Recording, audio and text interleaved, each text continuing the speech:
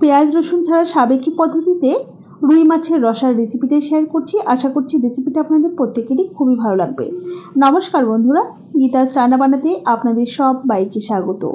রেসিপিটা তৈরির জন্য এখানে আমি রুই মাছ মানে দেশি রুই মাছ খুব ভালোভাবে ধুয়ে পরিষ্কার করে নুন আর হলুদ গুঁড়ো মাখিয়ে রেখে দিলাম মোটামুটি 5 থেকে 7 মিনিটের জন্য। এখন রান্নাটা করবার জন্য গ্যাসে একটা কড়াই বসিয়ে দিয়ে দিচ্ছি পরিমাণ মতো সরষের তেল। এই রান্নাটা অবশ্য করেই সরষের তেলেই করবেন, এতে স্বাদটা খুব ভালো আসবে। তেলটাকে খুব ভালোভাবে ধোয়া ওঠা গরম করে নিয়ে একে একে নুন হলুদ মাখিয়ে রাখা মাছের টুকরোগুলো দিয়ে বেশ সুন্দর লালচে করে ভেজে নিতে হবে। যেহেতু দেশি আর টাটকা মাছ, সেই জন্য কিন্তু আমি খুব বেশি কড়া করে মাছগুলোকে ভাজবো না। আপনারা তো এতদিনে নিশ্চয়ই জেনেই গেছেন যে আমি দেশি আর টাটকা মাছ খুব একটা বেশি কড়া করে ভাজি না। তো এরকম হালকা লালচে করেই আমি মাছগুলোকে ভেজে তেল ঝরিয়ে তুলে নিচ্ছি। আপনারা নিজেদের পছন্দ মতো করে মাছগুলোকে অবশ্য করেই ভেজে নিতে পারেন।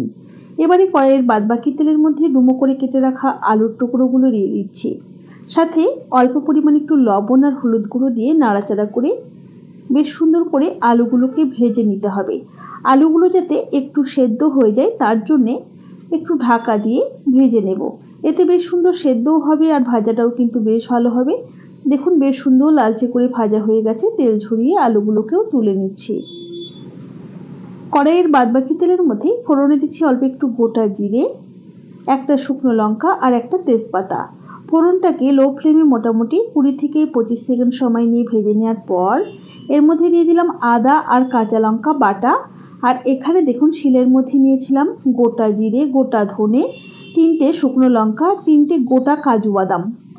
আপনারা চাইলে কাজু বাদামটাকে নাও দিতে পারেন আর এই মশলাটাকে আপনারা মিক্সিতেও বেটে দিতে পারেন, তবে শিলে বাটা মশলার স্বাদটা অবশ্যই অত্যন্তই বেশি ভালো হয়।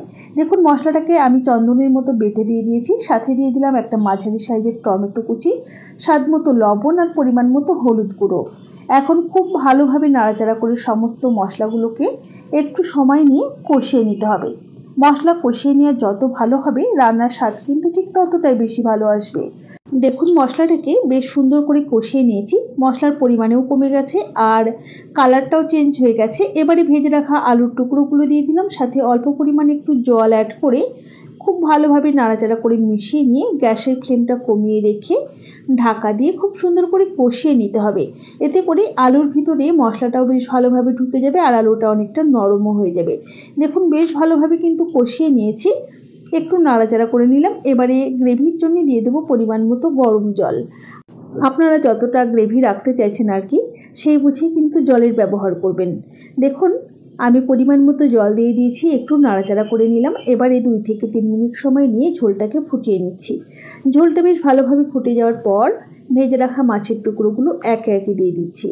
আপনি যদি আমার চ্যানেলে নতুন বন্ধু হয়ে থাকেন তাহলে অবশ্যই পাশে থাকা বেল আইকন সমেত আমার চ্যানেলটিকে সাবস্ক্রাইব করে নেওয়ার অনুরোধ রইল। দেখুন মাছগুলো দেওয়া হয়ে গেছে। তো এখন গ্যাসের ফ্লেমটা একটু কমিয়ে রেখে ঢাকা দিয়ে মোটামুটি 5 থেকে 6 মিনিট সময় নিয়ে রান্না করে নিয়েছি।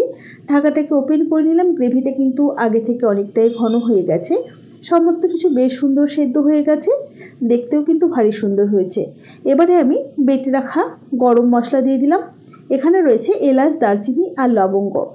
এটাকে শিলে মিহি করে বেটে দিয়েছি, চাইলে শাহি গরম মশলার গুঁড়োও আপনারা ব্যবহার করতে পারেন।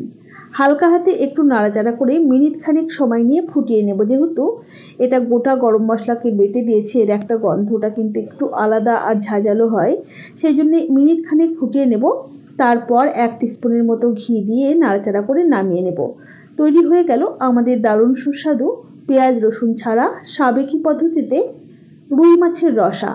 রেসিপি কেমন লাগলো অবশ্যই জানাবেন। ভালো লাগলে একটা লাইক করবেন আর বন্ধুদের সাথে প্রচুর প্রচুর শেয়ার করবেন। তাহলে আজ এই পর্যন্তই। সকলে ভালো থাকবেন, সুস্থ থাকবেন। হাজির হয়ে যাব নতুন কোনো রেসিপি নিয়ে। ধন্যবাদ।